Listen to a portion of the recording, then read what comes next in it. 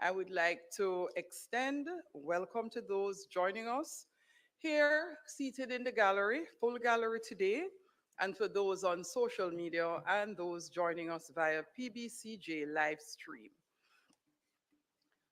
Special welcome to Ms. Grace and Stuart McFarlane, Permanent Secretary from the Ministry of Justice, officials from the Ministry of Justice and its agencies, Mr. Dermot Spence, Permanent Secretary for the Ministry of Agriculture, Fisheries and Mining, officials from the Ministry of Agriculture, Fisheries, Mining and its agencies, stakeholders of the ministries, members of the diplomatic corps, and Jamaica's international development partners. Call of the roll.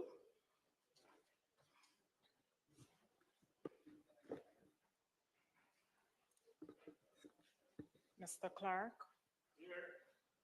Mr. Bartlett, Mr. Holness, Dr. Clark, Dr. Chang, Miss Grange, Mrs. Williams, Mrs. Malahoo Fort, Dr. Tufton, Mr. Mackenzie, Mr. Chuck, Mr. Vaz, Mr. Charles Jr., Mr. Green, Mr. Morgan, Mr. Hutchinson,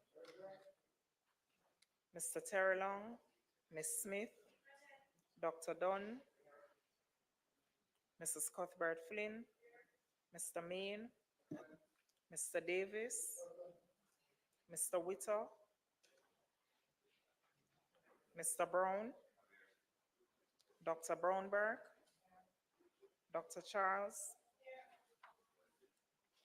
Mr. Chin, Mr. Cousins, Miss Crawford, Miss Daly, Miss Davis, Mr. Golding, Mr. Graham, Dr. Guy, Miss Hamilton, Miss Hannah, Mr. Enriquez, Mr. Henry, Mr. Hilton, Mr. Jackson, Mr. Lawrence, Miss Lee, Mr. Miller, Mr. Montague, Miss Morrison, Mrs. Nita Garvey, Mr. Paulwell, Mr. Phillips, Dr. Phillips, Mr. Robertson, Mr. Robinson, Mr. Samuda, Mr. Shaw, Mr. Siblis, Mr. Slowly, Mrs. Vaz, Mr. Warmington, Dr. Wheatley, Mr. Williams, Mr. Wilson, Mr. Wright, Mrs. Malahoo Fort. Thank you, Madam Speaker. Thank you, House Leader.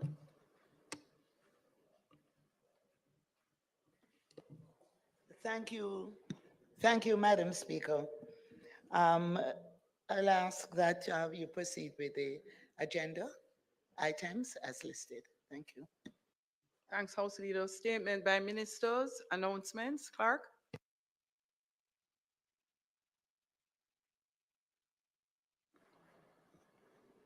Laid on the table of the House are the following.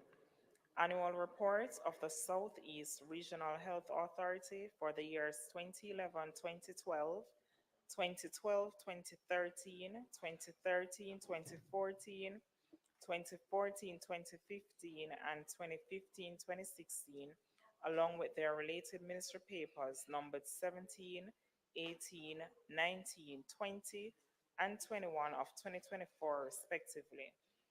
Annual report of the Court of Appeal of Jamaica for the year 2023, along with ministry paper number 22 of 2024. Integrity Commission's investigation report into concerns that Ms. Ava Williams, manager of Jamaica Customs Agency, failed to file her statutory declarations with the Commission for the years 2018 and 2019, along with its indicative ruling. Thank you, Madam. Thank you. Bills brought from the Senate. We will later recommit petitions, papers, reports from committees, notices of motions given orally, questions and answers to questions, motions that may be made at the commencement of public business requiring notice, motions relating to the sitting of the House, motion for leave to introduce bills, presentation of bills without leave of the House first obtained, public business. House Leader.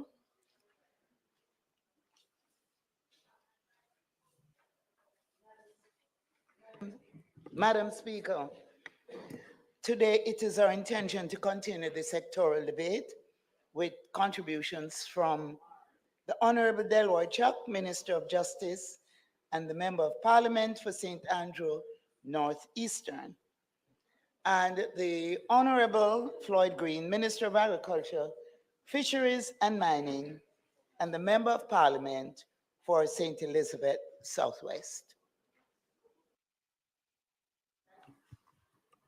Thank you, Madam Speaker. Thank you, House Leader.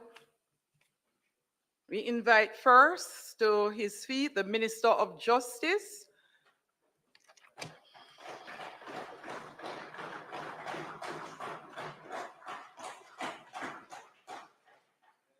The Minister of Justice represents the constituency of St. Andrew Northeastern. Minister. Thank you very much, Madam Speaker. Today, I rise yet again this afternoon in this honorable House to present to my beloved country the ongoing plans, policies, and programs being undertaken by this administration through my stewardship as Minister of Justice.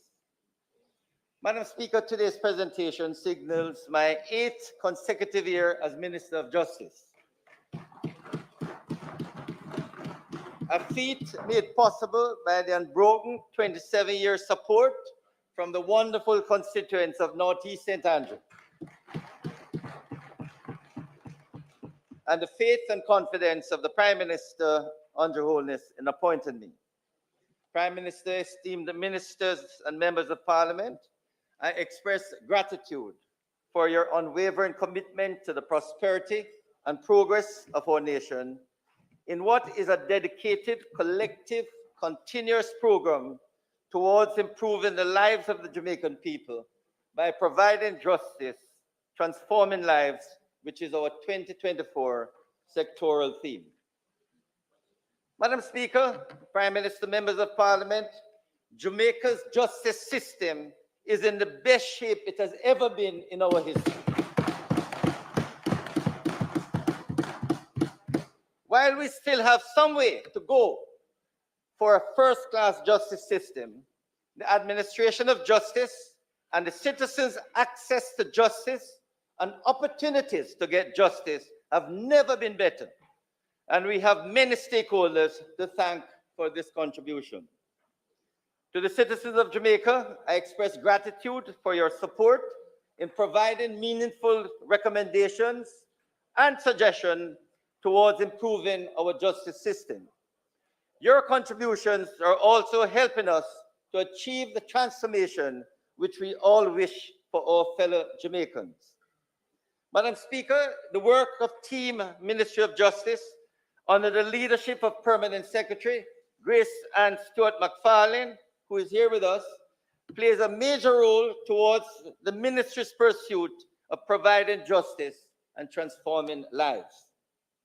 Madam Speaker, as we chart the way forward to make justice even more easily accessible for all, I pause to express sincere appreciation to the judiciary under the guiding hands of Chief Justice, the Honorable Mr. Justice Brian Sykes, and the team at the Court Administration Division.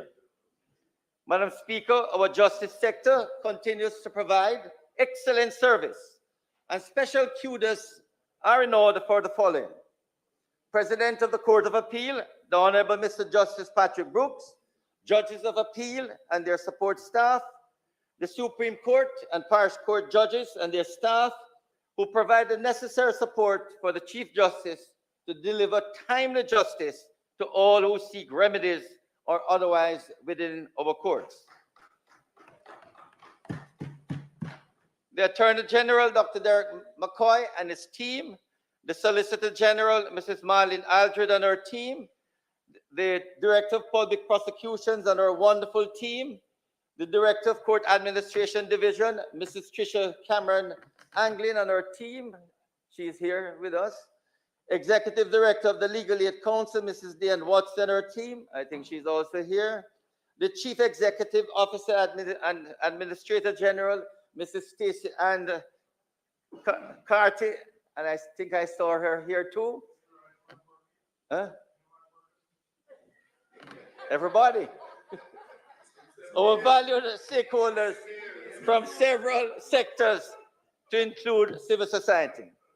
Special mention, Madam Speaker, must also be made of our international development partners, which include Global Affairs Canada, United Nations Development Program, Foreign Commonwealth and Development Office, United States Agency for International Development, United Nations Children Fund, Government of Rwanda and the Rwanda Corporation International, International Narcotics and Law Enforcement Section in the United States Embassy, and the European Union delegation to Jamaica. Madam Speaker, we thank our other partners and stakeholders, including the custodies, the justice of the peace, and citizens whose collaboration, feedback, and support have been invaluable in ensuring that the ministry's priorities align with the needs and aspirations of the Jamaican people whose lives we continue to transform. Madam Speaker, as I travel through the nook and cranny of Jamaica, providing justice and transforming lives, I am blessed to have by my side Close Protection Officer, Sergeant Howard Hamilton, and driver, Mr. O'Neill Ennis. On the political side, I extend sincere gratitude to my two councillors, Councillor Joy Cottrell and Winston Ennis, my hardworking team in Northeast St. Andrew, who remain alongside me in the political vineyard. And many of them are here this evening, Madam Speaker, attending to the needs of the constituency and ensured 6 consecutive terms as Member of Parliament. Finally, I thank my dear wife, Patricia, and my family who put up with me as I work diligently in ensuring that all Jamaica enjoys a first-class justice system. Last but not least, I must acknowledge the resilience and fortitude of the Jamaican populace, whose unwavering spirit continues to inspire us in our pursuit of social development and natural resilience, guided by our 2024 mantra, providing justice, transforming lives. Madam Speaker, I am so proud to announce that the wheels of the justice system are on the right path and are rolling at the best rotation possible for transforming the lives of all Jamaicans. I can now say, Madam Speaker, and repeat, that Jamaica's justice system has never been in a better shape in our history. Just about any Jamaican who needs justice services can have access and delivery of these services. Jamaicans can easily get assistance within a short geographical space and with just a phone call away. Anyone can call 888 Justice, that is 888-587-8423, and access any justice service in a matter of hours and get legal advice. They don't have to take justice in their hands. They can get assistance. Madam Speaker, under this government and with the support of the Ministry of Finance and the Public Service, which has provided the resources, we can proudly say that the Andrew Holness-led administration has brought the justice system and a path to a first-class and world-standard justice system. This is something, Madam Speaker, that all Jamaicans can indeed be proud of as we are providing justice and transforming lives. Madam Speaker, during the financial year 2023 to 24, the judiciary made significant progress towards improving its justice delivery to the public, especially in the area of case clearance rate. This is a worthy achievement, Madam Speaker, which I will detail in part shortly.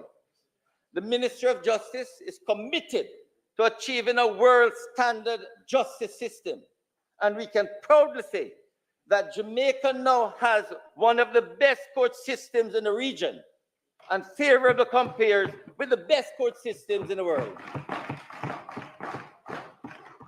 Madam Speaker, under the stewardship of Chief Justice, the Honorable Mr. Justice Brian Sykes, who has just completed his first four-year strategic plan for the year 2019 to 2023, there have been remarkable achievements across all levels of the courts.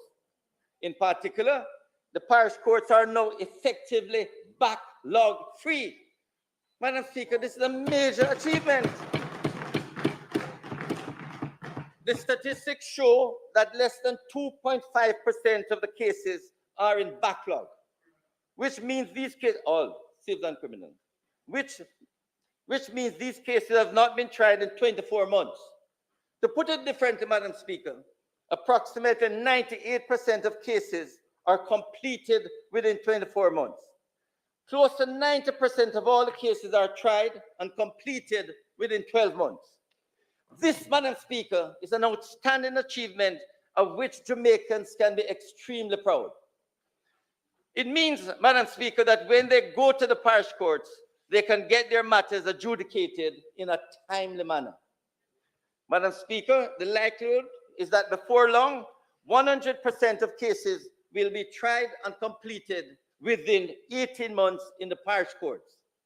Indeed, Madam Speaker, going forward, the parish court's mission is to complete simple cases within 3 months, standard cases within 6 months, complex cases within 12 months, and all cases within 18 months. When achieved, Madam Speaker, and it will be soon, Jamaica's court system will rank amongst the best, the very best. Madam Speaker, over the past years, the Court of Appeal's clearance rate has peaked over 100%, to 111% in 2022 and 118% in 2023. This means, Madam Speaker, that of every 100 new cases filed, 111 or 118 have been completed. Madam Speaker, to understand, although increased cases are coming into the parish courts, into the Supreme Court, into the Court of Appeal, both the parish courts and the Court of Appeal have been able to complete more, that is over 100%, than actually coming. So for every 100 cases that come in the Court of Appeal, 111 or 118 cases are actually completed. And we expect, Madam Speaker, that this steady improvement will continue. Regarding the backlog in the Supreme Court, the clearance rate is not yet 100%, but it is now 76.5% in 2023. However, Madam Speaker, with the new strategic plan, the Chief Justice is projecting that within another 5 years or so, clearance rate in the Supreme Court will be in excess of 100%, and backlog will soon become a thing of the past in courts across Jamaica. Madam Speaker, the Chief Justice has embarked on a new strategic plan for 2024 to 2028, which can be accessed on the website of the Supreme Court. More important, Madam Speaker, the executive and this Parliament will provide the necessary resources to support this new strategic plan and to ensure that there's little or no interruption in executing the plan. Madam Speaker, we have continued to renovate most of our courts, and indeed, the most recent renovation in Clarendon is a model of what a parish court can become. In other words, Madam Speaker, when you go to Maypen, the Clarendon court, and I don't know how many people have seen it recently, it just looked like a first-class court, you know, properly fixed up. In other courts, Madam Speaker, we have provided improved equipment, technology, and new furniture. And even though more work needs to be done to upgrade and modernized, we can boast that the court facilities are in fairly good condition across Jamaica. Madam Speaker, let me say it very clear. No other administration has given more support and resources to the justice system like the Andrew Holness administration. Madam Speaker, the Andrew Holness administration has not only given support, resources, but also support the judiciary in many ways. From 2016 to 2023, the number of appeal court judges increased from 7 to 13, almost double. Supreme Court judges increased from 30 to 42. Masters and chambers from 4 to 8. And parish court judges from 50 to 71. In addition, Madam Speaker, we increased the number of prosecutors from 42 to 58. Madam Speaker, it shows the commitment of the Andrew Holness administration to ensure that the justice system gets the resources it needs. Madam Speaker, since 2016, every section of the justice system has had budgetary increases of over 150% in allocation. For example, the Court Administration Division moved from 3.397 billion in 2016 to 9.431 billion now in 2024. Madam Speaker, don't ignore this. The improved salaries of the judiciaries. In 2016, when this Andrew Holness administration came to office, the judges were the lowest paid in the Caribbean. Back in 2016, judges were receiving a compensation package of approximately 12 million per annum. Fast forward to 2023. And the figures have significantly increased, Madam Speaker, with judges in the Supreme Court and Court of Appeal earning close in their compensation package, including vehicles, of close to $30 million per annum. After 8 years, Madam Speaker, we can now say members of the judiciary are among the best paid in the region outside of the Cayman Islands. Madam Speaker, the judiciary are appropriately compensated, deserve their salary. And all we will continue to ask of them, they continue to be as productive as they have been over the last few years. What is interesting, Madam Speaker, the judiciary have got so much support from this Andrew Holness administration, their salaries. In the three arms of government, the executive, the parliament, the judiciary is the best paid. And I can tell you, at the Supreme Appeal Court level, the judges earn much more than ministers and prime minister. At the parish court level, they would earn much more than members of parliament. And that is likely to be adjusted soon, I hope. That is the parish court judge's salary. It is essential to understand, Madam Speaker, that these improved compensation packages align with what is happening in the public sector. They reflect the exceptional performance of our judiciary, which has elevated our court system to be one of the best in the Caribbean and one which resonates with global best practices. Madam Speaker, we continue to improve all the courts, and shortly we will be putting in solar panels. We have started at the Sun Street and the halfway tree courts, and we hope to put solar panels in most of the courts across Jamaica. This, Madam Speaker, will ensure that we move towards the greener environment which the government is pursuing. Madam Speaker, the ministry is well aware of the challenges facing the juror system. We have had several discussions with our stakeholders on ways to improve this important arm of justice. I am pleased to announce, Madam Speaker, that Cabinet has approved an increase in the stipend for jurors. Each juror whose name is called for any circuit will be paid $2,000 for each day that juror attends circuit, or 2,000. Jurors who are impaneled and who serve on a case will now get 6,000 instead of the present 2,000, a 200% increase. Madam Speaker, this is necessary because a lot of jurors, especially in the rural areas, have to take taxi from way in the hills down to the town.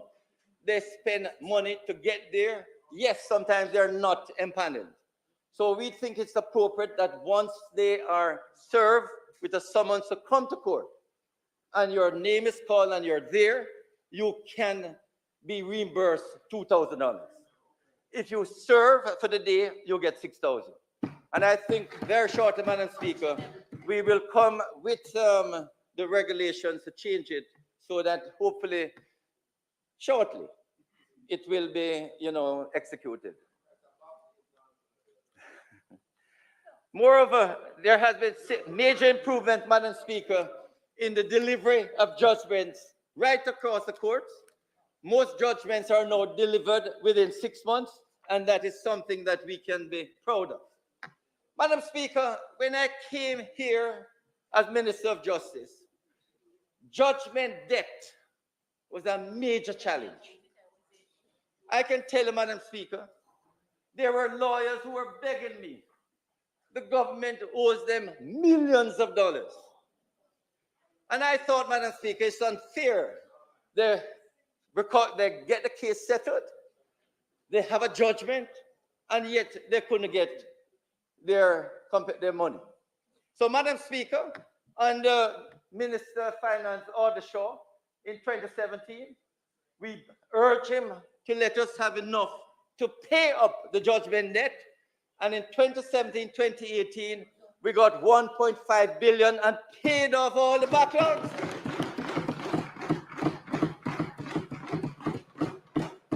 And what is important, Madam Speaker, is since then, every completed or settled case, we have been able to pay. So no one can say that they win a judgment or they have a settled claim and they don't get paid. Indeed, Madam Speaker, 2023, the government provided us with $750 million to pay judgment debt. We paid out $530 million for all infractions and returned $220 million back to the government. We want to make sure, Madam Speaker, that when people sue the government for whatever infractions, that they get their money. And under this administration, we have done it for the last 8 years. And indeed, the Ministry of Finance, the government has provided us with $680 million this year. Last year, we paid $530. So people have suits against the government. Talk to the Attorney General's chambers, settle your matter, because once you settle, we can pay you. The money is available. Madam Speaker, there was also the case when I came to government that persons who did legal aid matters, many lawyers kept telling me how they're owed hundreds of thousands of dollars, millions of dollars, and they weren't paid. What I can tell you, Madam Speaker, is that since I've been Minister of Justice, every single lawyer who has done work for the government has got their money.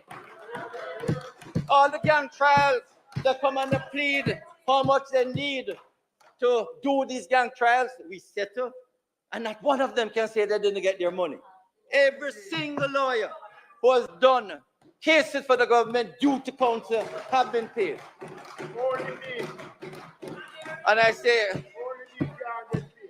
say, Madam Speaker, I want to thank Mrs. Diane Watts, who is here with us, who has done an excellent job at the Legal Aid Council in ensuring that we have enough lawyers empaneled on the legal aid roster so that people who need advice, people who need representation in the courts can get it without any problem. And as soon as the case is finished, they send in their certificate, they can be paid.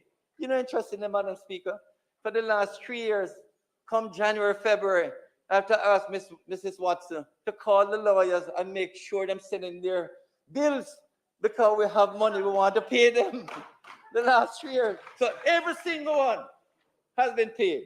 And we are proud of that, Madam Speaker. But more so, the Legal Aid Council has, the Global Canada gave us two additional buses. So we have 3 buses. We use these 3 buses to go right across Jamaica, schools, various events. And I've traveled with them across all the parishes so that they can provide legal advice. Anyone who needs any legal information can get it from them. And so, Madam Speaker, we have increased the number of duty counsel who have been empaneled. And I can say, Madam Speaker, that everyone now who needs a lawyer at the police station, a duty counsel, or one in court, they just need to call the Legal Aid Council and they're provided with an attorney. Madam Speaker, in 2016, we paid out $156 million for legal aid services.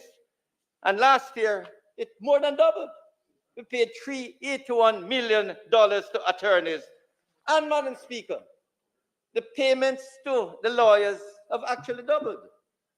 So more persons who want to be on the roster can now speak to the Legal Aid Council and get on the roster.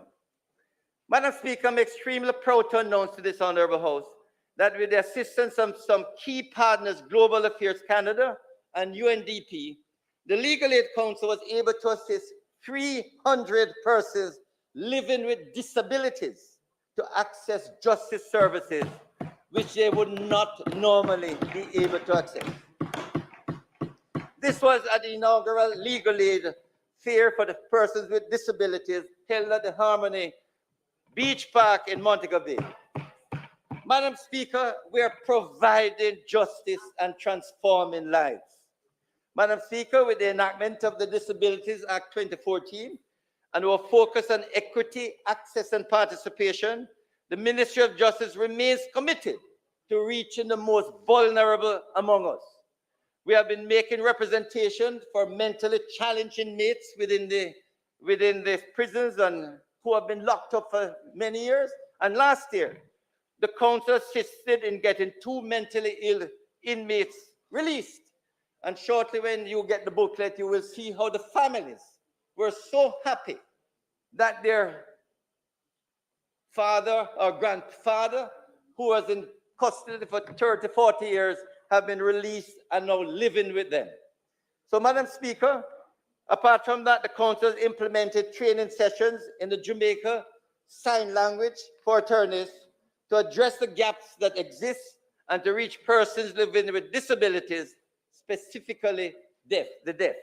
This, Madam Speaker, is providing justice and transforming lives. Madam Speaker, the Office of the DPP has done a tremendous job in prosecution over the past many years. They have done some very high-profile cases of varying complexities and lengths. We can't ignore the gang trials. We can't ignore some of the high-profile murder case, the Beatrice Stout McDonald, Shanika Gray, and recently the Collymore case, where the prosecution, Madam Speaker, it was so good to hear the families of the victims speaking about how well the DPP office did in prosecuting the case and the confidence that they show in that. What is interesting, Madam Speaker, is that the DPP has been able to use the plea bargaining act to get many of these convictions so that persons who may have participated in the activity, the criminal activity, were able to plea bargain and agree with the DPP to be able to give and present evidence. And I hope, Madam Speaker, that more of this will be done. Madam Speaker, the prosecutorial service in Jamaica is easily the best in this region. And it is recognized by other jurisdictions who invite members of the DPP to make presentations. And Madam Speaker, notwithstanding what may happen over the next year or so, next few weeks or months, I must give credit to Paula Llewellyn. She worked hard, her commitment, her sterling service and professionalism ensured that all of the prosecutors and co-counsels are definitely up to par and some of the best in the region.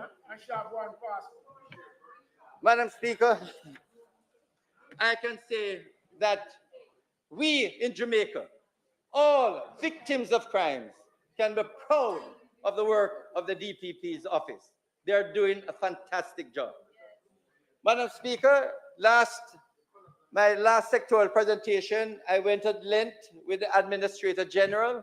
We congratulated the outgoing Administrator General, Mrs. Lona Brown, and we're happy to report that our new CEO, the new Administrator General, is Mrs. Stacey Ann Carty. We expect the same exceptional customer service to continue under her leadership, serving all its clients in keeping with the government's service excellence standards. In 2023, the Administrator General won several customer service awards from the Jamaica Civil Service Association as the team members continue to work at providing justice and transforming lives.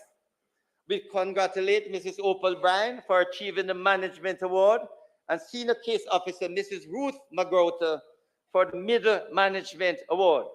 The department, Madam Speaker, has 5,109 active estates and 935 inquiry cases in administration, including 338 new cases for 2023-2024. Over the past 5 years, Madam Speaker, the department has taken on an average of 360 new cases per year and closed an average of 420 cases per year. Madam Speaker, there's no doubt that the Administrator General has improved significantly. And yes, the previous Minister of Justice, we did agree and put in that they can now give their, letter of administration. And that is working beautifully, because within 3 months, these letters of administration can be, and the estate can be dealt with.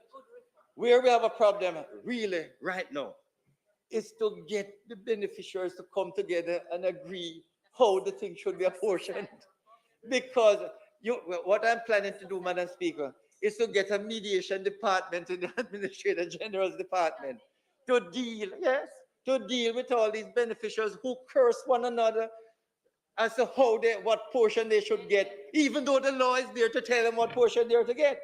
So, Madam Speaker, we have properties, over $50 billion worth of property that we want to give to the beneficiaries. But you know it. No, we're planning to put mediation. I've been down there. We need some mediation, restorative justice to get the parties together.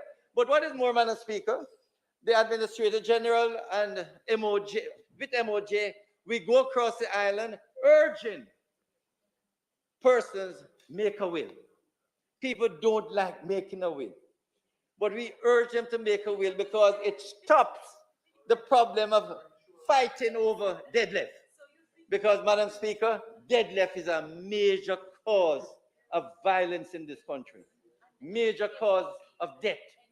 And we are still working hard to ensure that persons stop fighting over land, fighting over deadlift, fighting over everything.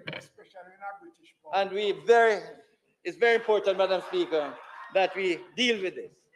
But, Madam Speaker, if there's one area that I'm really, really proud of, and that is the social justice section of the Ministry of Justice. We have done remarkably well taking alternative justice service right across Jamaica.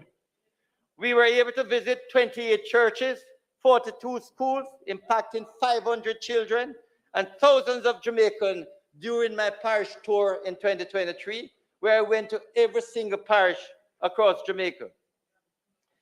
In my presentation last year, Madam Speaker, I mentioned the Social Justice Division of the ministry. It houses restorative justice, victim services, child diversion, and mediation to coordinate the delivery and efficiency of these programs under the theme providing justice and transforming lives. Madam Speaker, I can say that RJ, restorative justice, is now widely accepted as absolutely transformative when parties participate in RJ circles, accept responsibility for their action, and commit to repair the harm done. The remarkable success rate of more than 80% demonstrates that when parties commit, their lives indeed can be transformed and relationships can be healed and restored. Madam Speaker, the real challenge is to have more Jamaicans who are in relationships that are marred by conflict or any form of abuse to take up these alternative services offered by the ministry. We have victim services, Madam Speaker, child diversion, and in truth, Madam Speaker, they are providing not only the service, but healing lives, transforming lives. And Madam Speaker, we are very proud of these services being offered by the ministry. Madam Speaker, the team members, we are urging members of Parliament, all members of Parliament, if you have a community meeting, we can get our team members from RJ, victim services, mediation, child diversion to come and sensitize your community about these alternative justice services. We are doing it and in the schools, in the churches, but we want to do it in the communities. So we are appealing to all members of Parliament. If you have a community meeting, let us know. Just give us a schedule and we will visit and speak about these services. Madam Speaker, as I say, restorative justice continues to be the flagship programs within the Social Justice Ministry. It's division of the ministry. It seeks, Madam Speaker, to resolve conflicts by having all parties involved in the incident, as well as the community, engage in a circle with a focus on restoring the relationships. This, Madam Speaker, fosters a more peaceful and harmonious society. The program has maintained a high success rate and remains readily accessible to all citizens in all 14 parishes.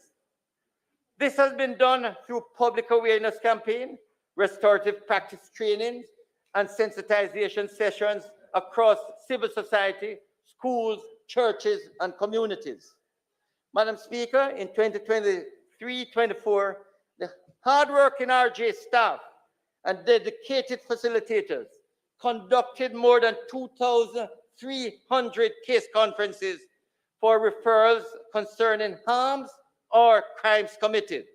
A total of 1,853 agreements were signed, which in most cases, Madam Speaker, restored relationships between the disputing parties.